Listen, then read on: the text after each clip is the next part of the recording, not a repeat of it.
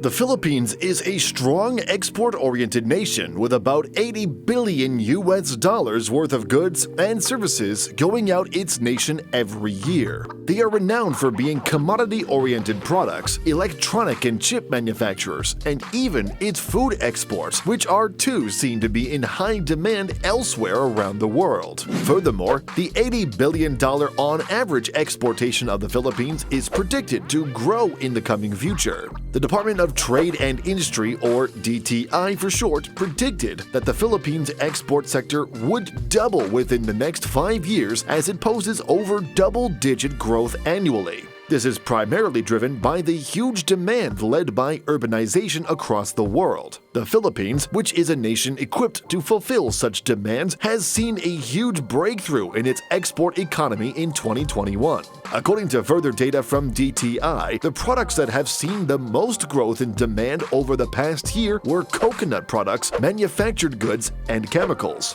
some of which were driven by what we have noted earlier, the urbanization across the world's cities.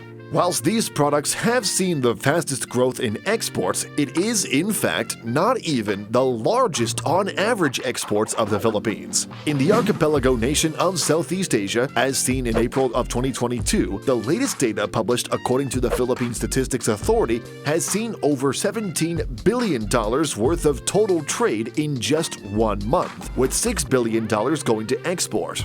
This $6 billion in 1 month is divided into 5 export groups. The first and most profound product is known as electrical products. It is a group that has consistently, over the past decades, been the single largest exportation from the Philippines elsewhere around the world. In just 1 month, it had helped the Philippines to produce over $3.2 billion worth of the entire nation's export, making it half of the entire export economy. What led to this is likewise because of the fact that the Philippines has an extraordinary electronic industry. It is even noted that a few decades ago, the Philippines housed the world's largest producer of DSP chips, which was from a Texas Instrument plant up in the city of Baguio. This plant was well known around the world for producing all chips used in Nokia cell phones, and 80% of the chips went into Ericsson phones. Furthermore, the history of electronics in the Philippines has seen a tremendous rise from Intel to ST Microelectronics and so many huge electronic companies. The trend, which started in the 1970s, has now further seen Japanese firms, South Korean firms, and European and American firms establishing their base in the Philippines.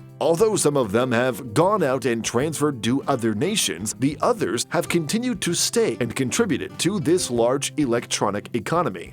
That aside, electronics are not the only products that the Philippines is known for. They have a strong agriculture-based export system. It is estimated to contribute about 10% of the total exports of the Philippines every year, which sums to about $7 to $8 billion annually. The largest of which are bananas, which at present contributes more than $1 billion worth of exports every year, followed by pineapples, cacao, and corn. Where these exported products go, on the other hand, is largely dominated by 2 countries, namely China and the US, each in 1 month imported around $1 billion from the Philippines, then to be followed by Hong Kong, South Korea, and Thailand. These countries are also known to be huge trading partners in the import economy of the Philippines, contributing a large sum back to the demand of Filipinos. The issue is, however, that while indeed the Philippines is a whopping $80 billion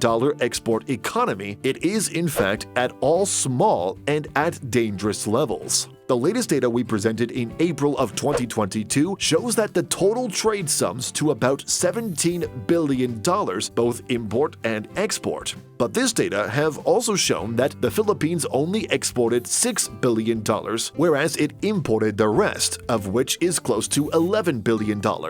This huge difference is classified as a huge deficit. In fact, the rest of 2021's total trade was a large and a 3-year high trade deficit, whereas the archipelago nation had a deficit of over $43.3 billion.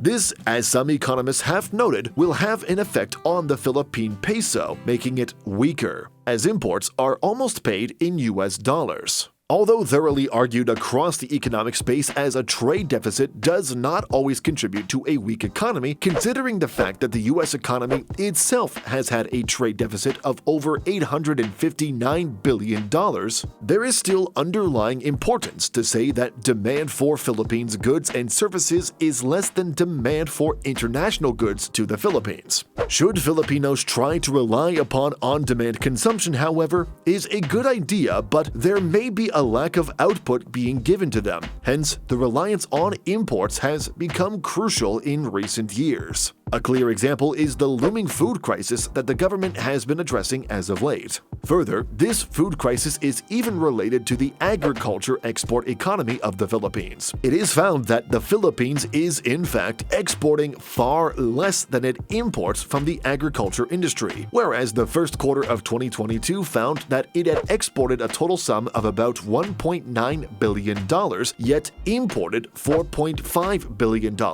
Both are clear issues that should be addressed as the reliance on international imports needs to be changed. Products are not the only units that the Philippines exports. It is also found that the Philippines has a strong service export, led by its business processing outsourcing industry. Commonly known for its call centers, generates over $25 billion for the economy of the Philippines every year. Employing over 1.3 million people, the BPO industry is just one part of the big service exporting economy of the Philippines. The entire value of exporting services is estimated to be over $33 billion as of the end of 2021, which, while largely dominated by the BPO market, it also includes services such as financial services, computer and information services, and so on. Demand for such products and services is important in helping grow the Philippines economy and is standing on the world stage. What is going to be placed forward in the future for this industry, however, is an entirely different thing. While it is well noted that coconut products and processed food will become large export products led by the urbanization of cities around the world, the largest, as we believe it is, may presumably be either nickel or nickel-based manufactured goods. The Philippines is the second largest exporter of such a crucial commodity, only behind Indonesia. This nickel in recent years is in high demand because of its role in the electrification of vehicles. With the world predicted to shift its manufactured products from gas-powered to electric-powered, nickel will be a clear winning product. Nickel is abundant in the Philippines, hence it will play a huge role and may even have a chance to become one of the largest, if not the largest, product-based export units in the future. What is going to propel this to happen, however, may likely be reliant on the government's policy. Will the government take action is what we mean, as seen in Indonesia, which is also rich in nickel. They are trying their best to allure international firms to open manufacturing firms and use these nickels to power the next generation of batteries. Yet, will the Philippines capitalize the same way?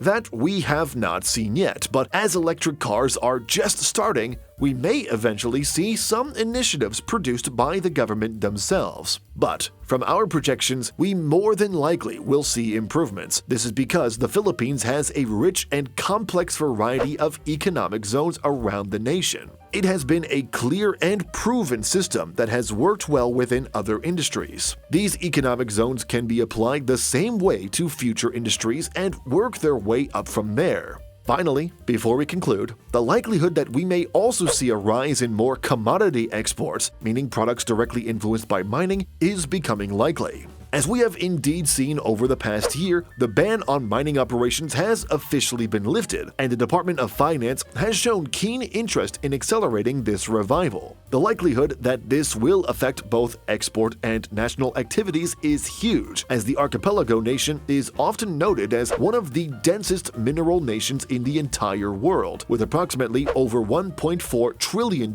worth of untapped materials, a figure that triumphs over the gross domestic product of the Philippines, which sits at around close to $400 billion.